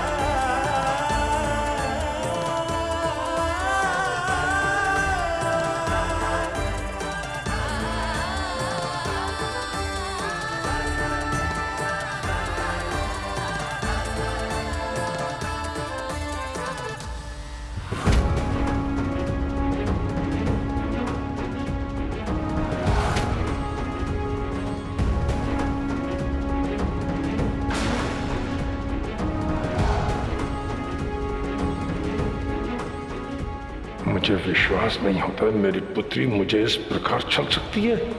अपने पिता के विरुद्ध जाकर उस असभ्य अघोरी से विवाह कर सकती है।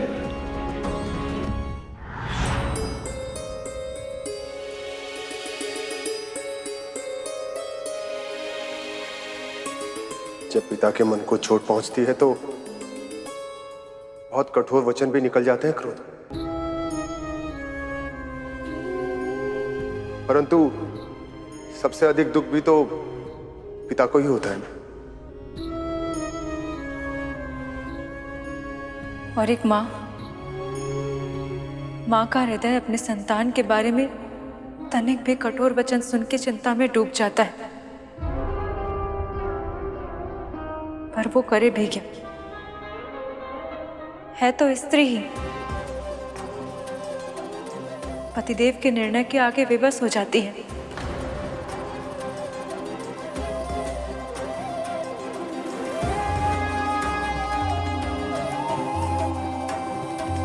जरूर इन दोनों के मन में कोई बोझ है जो ये हमें बता नहीं रहे। इन दोनों के कष्टों को दूर करने हम यहाँ आए हैं प्रभु।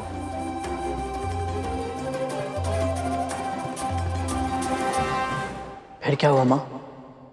देवी सती की उदासी का आभास शिव को था और वो अपनी ओर से हर संभव प्रयास करने लगे। देवी सती अपने इस नए जीवन में मन लगा सके।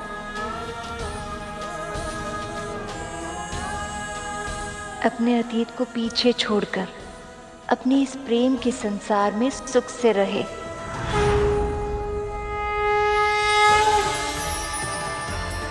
सती, कैलाश में अर्थात अपने नए निवास स्थान में आपका स्वागत है। आज से कैलाश की और मेरे जीवन की भागदौड़ आपके हाथ में होगी।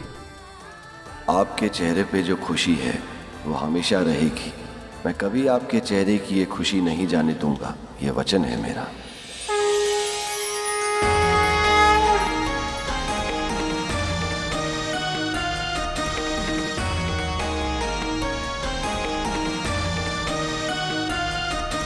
शिव और सती का विवाह तो संपन्न हुआ, किंतु उस विवाह में कोई ना कोई संकट तो आता ही है जिसमें अपने माता पिता की सहमति ना हो।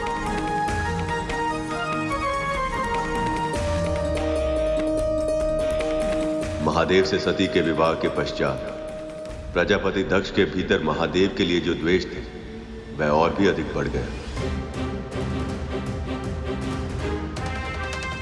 तूने पिता से उसके प्राणों से अधिक प्रिय पुत्री को छीनकर बहुत बड़ा अपराध किया शिव। तुझे इसका दंड समय आने पर अवश्य दूंगा। तुझे मेरी तरह सहनीय पीड़ा सहनी होगी।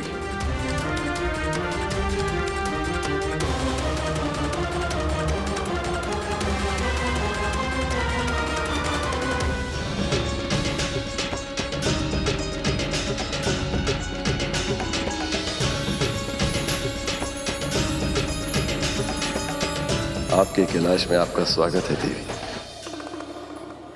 आज का दिन आपके लिए अत्यंत व्यस्त रहा होगा ना? अब आप सुख से विश्राम कीजिए। तुम सब भी थक गए होगे, जाओ विश्राम करो।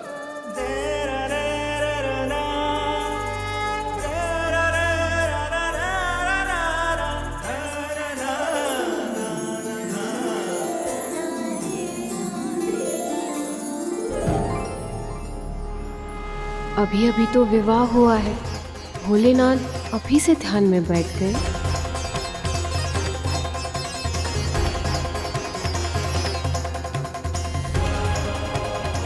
ये स्थान घर जैसा प्रतीत नहीं हो रहा है। हर ओर से खंडर के समान है ये निवास स्थान।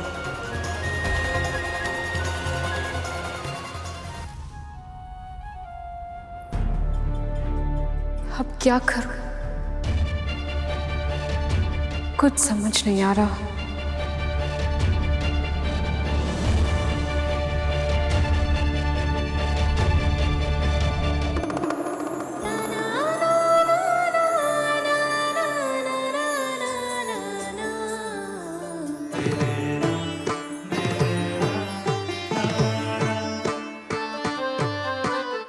एक पल के लिए लगा कि मैं बिल्कुल अकेली हो गई। मेरे होते हुए आप कभी अकेली नहीं हैं सती। आप मेरा ही भाग हैं और मैं आपका। हम दोनों एक ही तो हैं।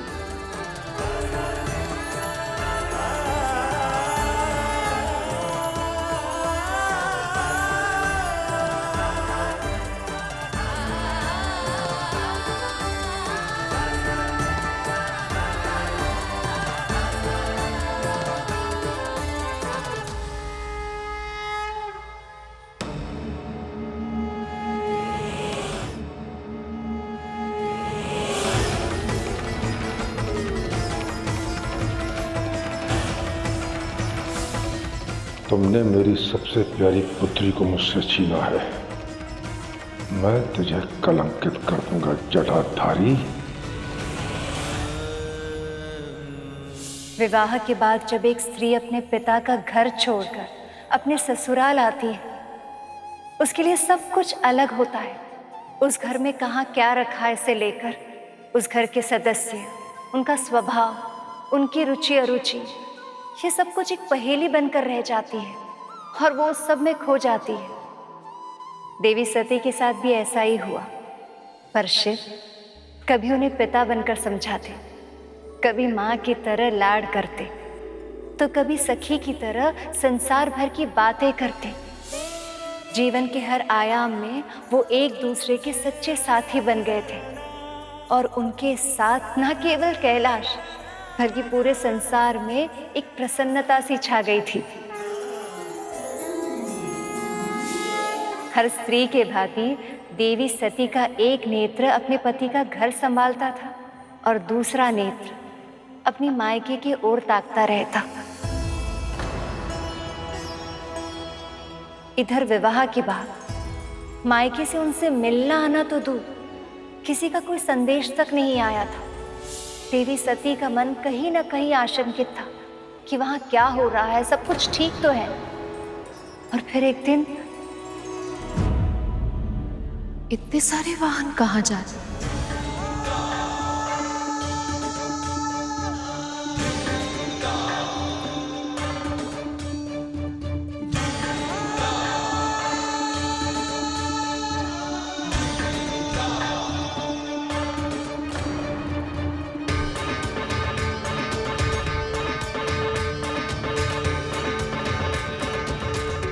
ये सब हमारी ओर क्यों नहीं देख रहे?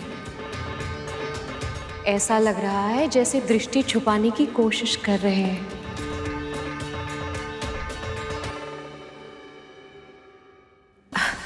नहीं नहीं, ये तो भ्रम होगा मेरा।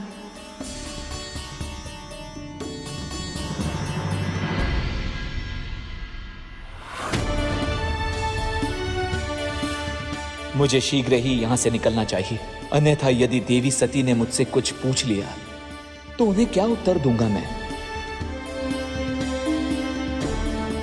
अरे, ये तो वायुदेव और अग्निदेव है। दूर से ही सही, एक बार महादेव का अभिवादन भी नहीं किया। ये सारे देवगण इतना विचित्र व्यवहार क्यों कर रहे हैं?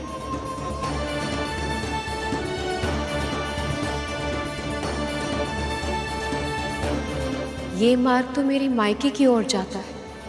क्या ये सब वहीं जा रहे हैं? पर क्यों?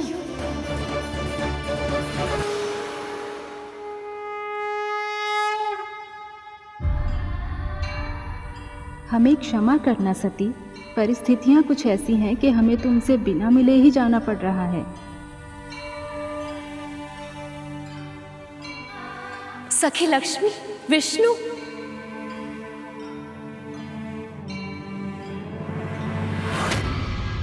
नारायण नारायण।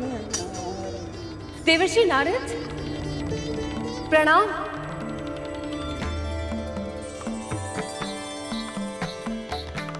नारायण नारायण। प्रणाम देवी। आप सब इतनी शीघ्रता से कहाँ जा रहे हैं? प्रजापति दक्ष के यज्ञ में देवी।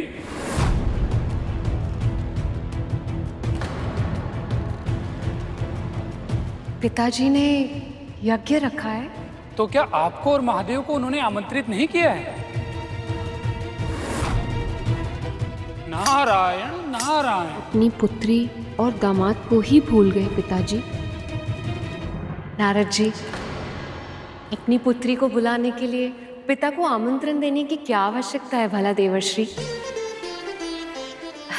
बल्कि वो तो ये सोच रहे होंगे कि मैं अब तक वहां पहुंची क्यों नहीं। कितने सारे कार्य होंगे, माँ सब कुछ अकेले संभाल रही होगी। आप जानते हैं, पिताजी तो कोई भी आयोजन में इतने मग्न हो जाते हैं कि वो भोजन करना भी भूल जाते हैं। अरे लीजिए, ऐसे तो बातों में हमारा सारा समय निकल जाएगा। मुझे शीघ्र ही वहां पहुंचने की तैयारी करनी होगी। प्रणाम। देवी पर नारद जी, आपको भी तो आयोजन में जाने में विलंब हो रहा होगा। अब वहीं भेंट होगी हमारी। प्रणाम। प्रणाम देवी।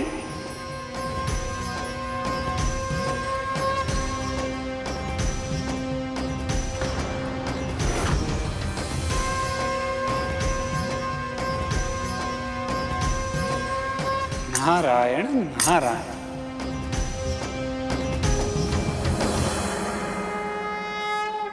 ये हो गई तैयार पिताजी के लिए दुशाला।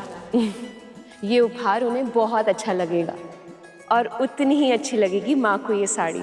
लगे भी क्यों ना, अपनी पुत्री के हाथों से दी गई कोई भी वस्तु माता पिता को अच्छी लगनी ही है। नंदी, ये उपहार रखवा दो। जब तक पूरा आयोजन समाप्त नहीं होता मैं वहीं रहूंगी, और इसीलिए अब तुम्हें यहाँ का ध्यान रखना होगा। आपकी आज्ञा का पालन होगा माँ।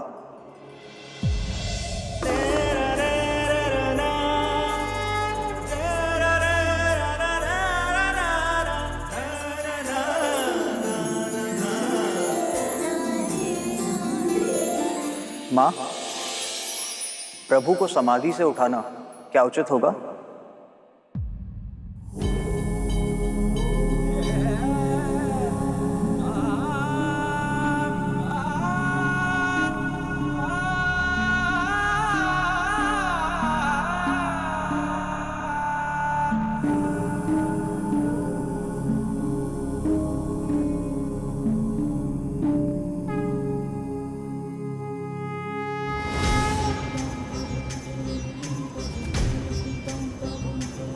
आप कहीं जा रही हैं देवी? वो देखिए प्रभु।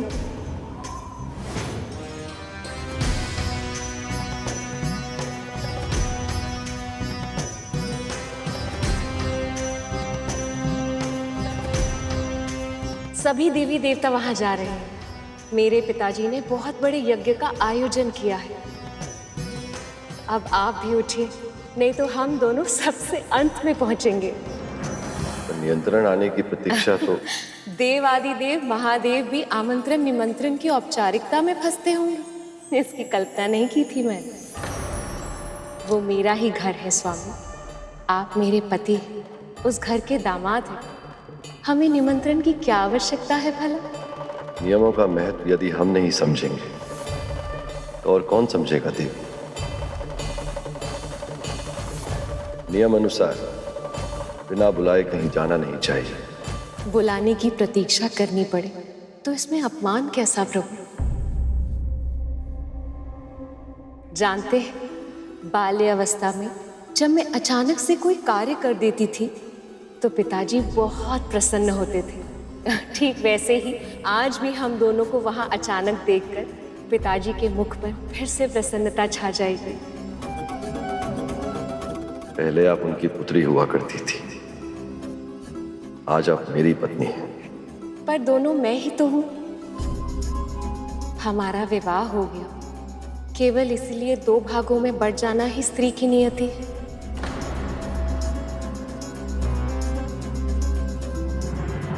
यदि निमंत्रण आता तो मैं आपको जाने से कदापि नहीं रोकता, पर बुलावा आए बिना जाने का निर्णय मेरी दृष्टि में उचित नहीं है देवी।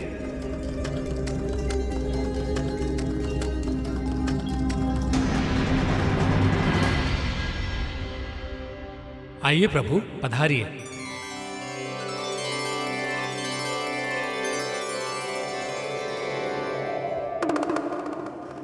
ठीक है, आपको औपचारिक व्यवहार करना है तो आप अवश्य कीजिए, पर मैं अपने ही माता पिता के साथ औपचारिक नहीं बन सकती। वैसे भी महादेव, आप तो सदैव स्थिर रहते हैं। भ्रमण करने के लिए भी आपको कितनी मुनहार करनी पड़ती है, इसीलिए मैं आपके साथ जाने के लिए हठ नहीं करूंगी। आप मुझे भी मत रोकिए।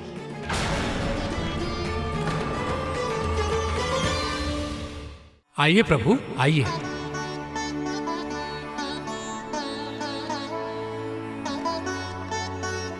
नारायण नारायण। समय बहुत कम है, सारे अतिथि वहां पहुंच चुके होंगे। कितने सारे कार्य होंगे वहां। कितना बुरा लगेगा सबको कि इतने बड़े अवसर पर उनकी सबसे बड़ी पुत्री ही वहां नहीं आई। आपका ऐसे वहां जाना मुझे ठीक प्रतीत नहीं हो रहा देवी। जानते हैं क्यों महादेव? क्योंकि जब से हमारा विवाह हुआ है, एक क्षण के लिए भी हम एक दूसरे से बिछड़े नहीं हैं।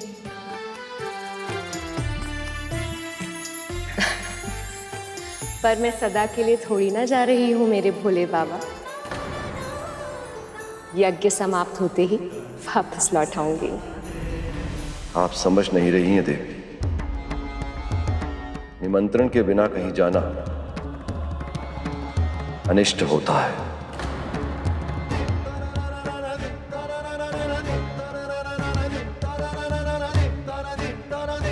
कैसा अनिष्ट महादेव? क्या है आपके मन में? कैसे बताऊं आपको कि जिस रिश्ते के अधिकार से आप वहां जाना चाहती हैं, उस रिश्ते में अब कड़वाहट आ गई है, इसलिए आपका वहां जाना उचित नहीं होगा।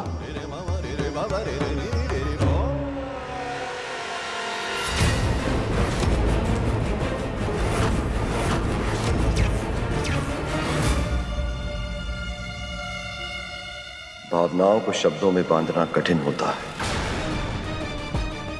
ऐसा कुछ है जो मुझे खटक रहा है। आप व्यर्थ ही चिंतित हो रहे हैं। मैं अपने पिता के महल जा रही हूँ, किसी दुष्ट राक्षस से युद्ध करने उसकी गुफा में नहीं। वो मेरा घर है स्वामी, वहां मेरा अनिष्ट कैसे हो सकता है भला? बस मेरे लौटने की प्रतीक्षा कीजिए।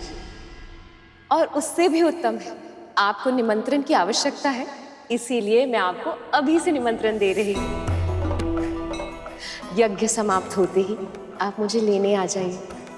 आएंगे ना? कितना समय हो गया है, अपने पिताजी, माँ को, बहनों को नहीं देखा मैं। पिताजी से तो विदाई में भी नहीं मिल पाई थी। जाने दीजिए ना महादेव, मेरे लिए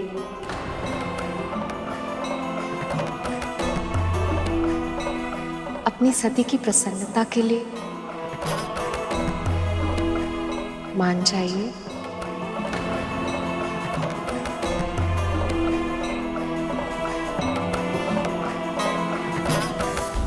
नंदी को अपने साथ लेते जाइए।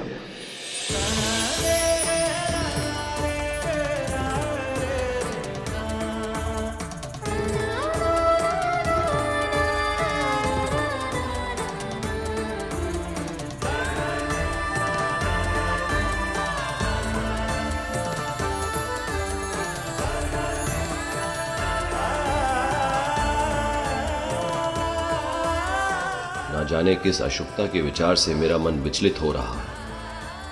कहीं सती संकट की ओर तो नहीं जा रही? आशा करता हूं कि आपसे शीघ्र ही पुनः भेंट होगी।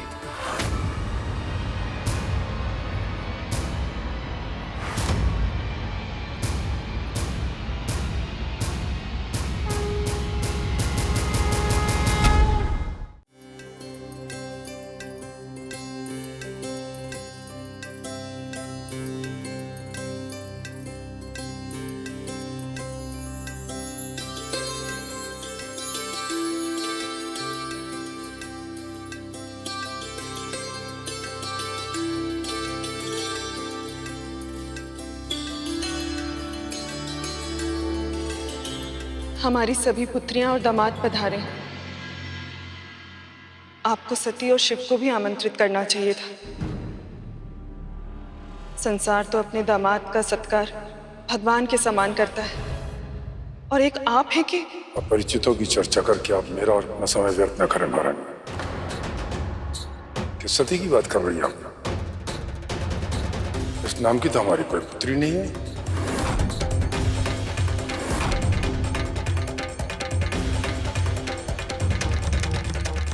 जानते हो नंदी, पिताजी क्या सोच रहे होंगे कि मैं अब तक आई क्यों नहीं, और मेरी बहनें मुझसे मिलने के लिए कितनी व्याकुल होंगी।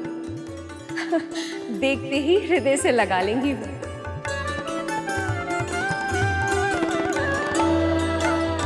और माँ के लिए अपनी मन की भावनाओं को शब्दों में व्यक्त करना बहुत कठिन होता है, पर आंखें सब कह देती हैं।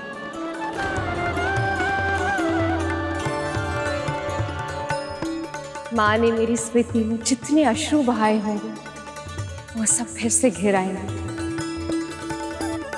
जानते हो नंदी, माँ का हृदय भी कितना विचित्र होता है ना, सुख में भी रोता है और दुख में भी।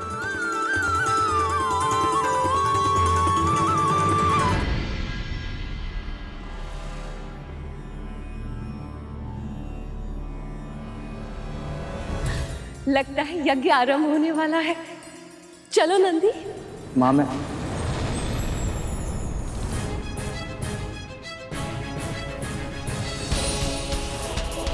तुम भी महादेव की तरह हिचक रहे हो?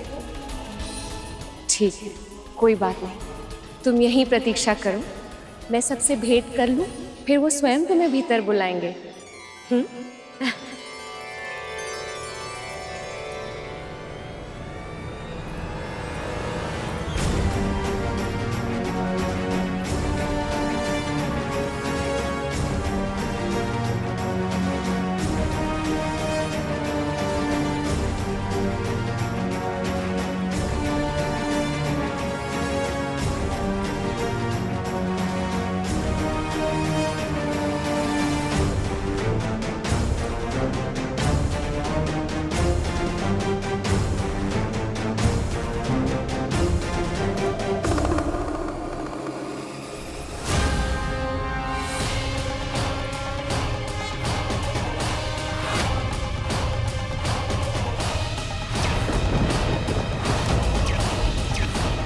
यदि मैंने जो देखा वो नियति है, तो संसार का अंत भी आने वाला अवश्य होगा। मैं सती को चाहकर भी रोक नहीं पाया। यदि किसी ने इस अनहोनी को नहीं रोका, तो मेरे क्रोध से आने वाला विनाश को भी कोई नहीं रोक पाएगा। पक्षीराज गरुड़ के साहस भरे कारनामे देखने के लिए चैनल को सब्सक्राइब करें और साथ ही बेल आइकॉन दबाना न भूलें।